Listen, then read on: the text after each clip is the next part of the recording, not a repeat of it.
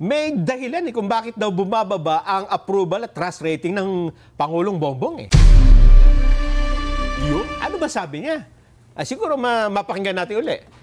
Kahapon pa, na-play na natin ito. Pero dahil ito'y pag-uusapan natin, mas maganda pakinggan natin. Sige po. Nalaman po natin na ang respondents dito ay 2,400. So, sa 2,400, hindi naman po ito nagre-reflect ng sentimiento ng kabuuang more than 100 million people or Filipinos in the country.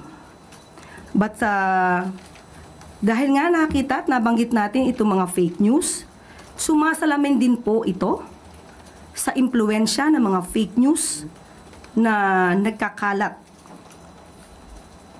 Katulad na sinabi, meron ng findings na nabanggit ang Reuters at ito ay galing sa isang Israel-based data intelligence firm or disinformation security firm.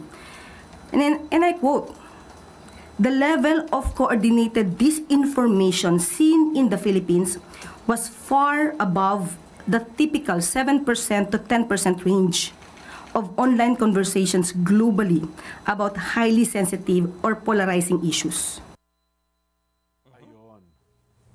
Iyan ang problema kay Attorney Claire, Jen. Pagka ang isang ebidensya ay laban sa kanya, minamaliit niya. Ay, talaga. Pero kapag the same na ebidensya na magagamit niya, tama yan, ang galing, di ba? Ano ibig sabihin natin dito? Bakit mo mamaliitin yung 1,200 na respondent? Ayun. Survey nga yun diba? Pero kung yun ay mataas. Pagka ang kaya sinabi, naku po, majority po ng Pilipino, pabor naman na ipadala si Pangulong Duterte sa ICC. Anong ginamit nyo? 1,200 respondent. Yan ang sentimiento talaga ng taong Pilipino. bayan. Bakit magkaiba? Bakit? Anong tawag doon, Jen? Bakit salungat? Hindi, tsaka selective. Oo. Pagka-pabor sa inyo. Tama. Maganda yung 1,200 respondent. Pagka hindi pabor, hindi yan ang Hindi yan ang sentimiento ng taong bayan. Ayan kontra-kontra. Ano sabi? Pagka kontra-kontra? Medyo may yun, di ba? Yun po ang Kasi kung mali dapat. Kung gusto mo na igalang ka ng tao, dapat yung stand mo, ma-firm, di ba? Huwag mong sisirain yung ginamit mo na dating ebidensya. Tapos pagka hindi na pabor sa'yo, sasabi mo, hindi dapat ginagamit yan. Mga ganyang survey. Ayun lang di ba yung survey na sinasabi nilang dapat daw ma-impeach? Yun pa. Diba? Si BP Inday Sara, pabor. Ginamit din niya yun. Pero sinabi ba niya na, ito po ay hindi ito ang kumakatawan sa kabuuan ng Pilipinas. 1,200 lang po ang sinurvey dito bakit pag ngayon, kontra sa'yo, sasabihin mo, hindi naman yan, di ba? Anong tawag dun sa ganong tao? Hindi kasi, Nelson, ito naman ang punto niya. Masyado niya kasing naapektuhan ang Pangulo ng mga fake news.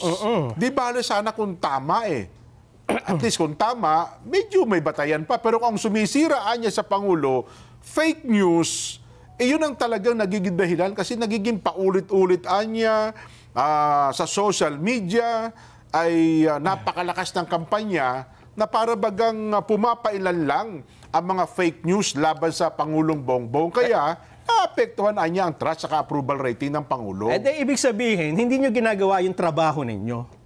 Ibig sabihin, incompetent kayo bilang mga opisyal ng Presidential Communications Office. Kasi na-overthrow kayo ng natatalo kayo ng peke. Ng social media, ng mga citizens Samantalang all of the resources ng gobyerno, meron kayong TV, meron kayong social media, ang laki ng pondo ninyo, saan?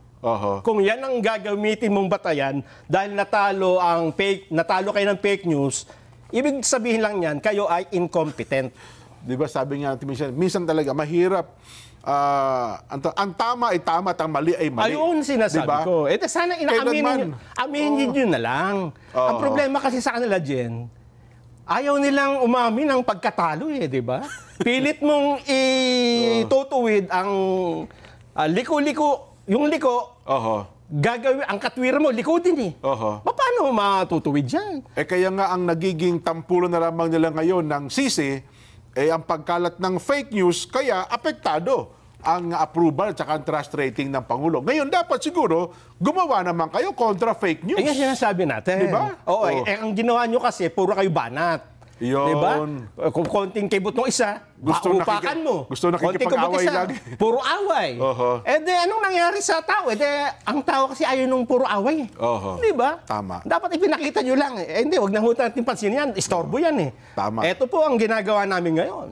Doon tayo sa factual. Ano? Ang tao naman, pagka nakita nila, ay tao nga naman, na-realize, ay nga, no? Tama naman pala eh. Kaya kung ako ang mag-a-assess niyan, Jen, tatanggalin ko yung attack dog ng Malacanang. Kasi hindi nakatulong. Totoo. Diba? Malaking naging damage. Sa halip na mataas ang tiwala ng taong bayan sa Pangulo, nahila pa niyang pamabay, no?